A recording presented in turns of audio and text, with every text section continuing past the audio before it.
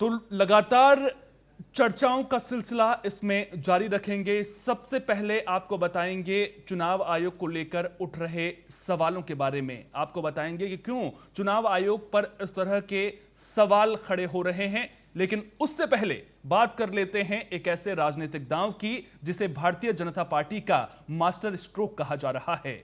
उपराष्ट्रपति पद के लिए सीपी राधाकृष्णन की उम्मीदवार।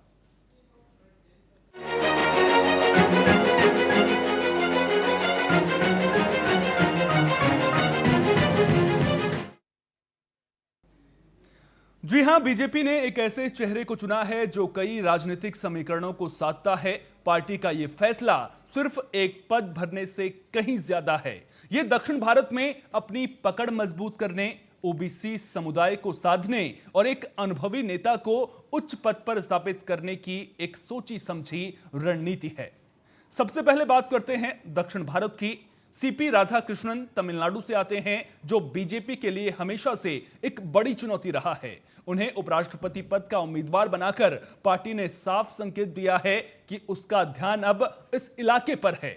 यह कदम ऐसे वक्त में उठाया गया है जब बीजेपी लगातार तमिलनाडु और केरल जैसे राज्यों में अपनी पैठ बढ़ाने की कोशिश कर रही है।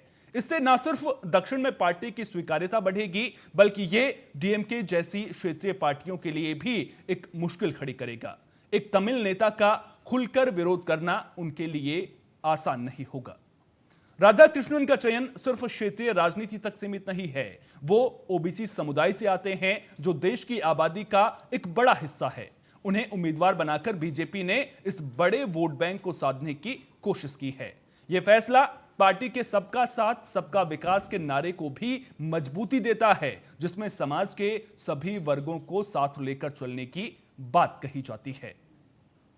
उपराष्ट्रपति जैसे गरिमापूर्ण पद के लिए अनुभव और साफ छवि का होना बेहद जरूरी है।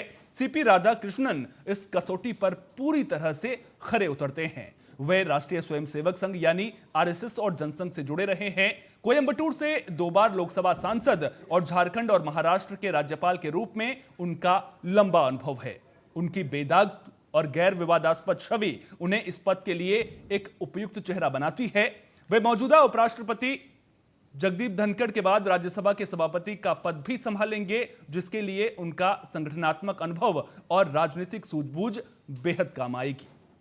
कुल मिलाकर सीपी राधाकृष्णन की उम्मीदवारी बीजेपी की एक बेहद रणनीतिक और दूरदर्शी चाल है। यह फैसला कई लक्ष्यों को एक साथ साधता है।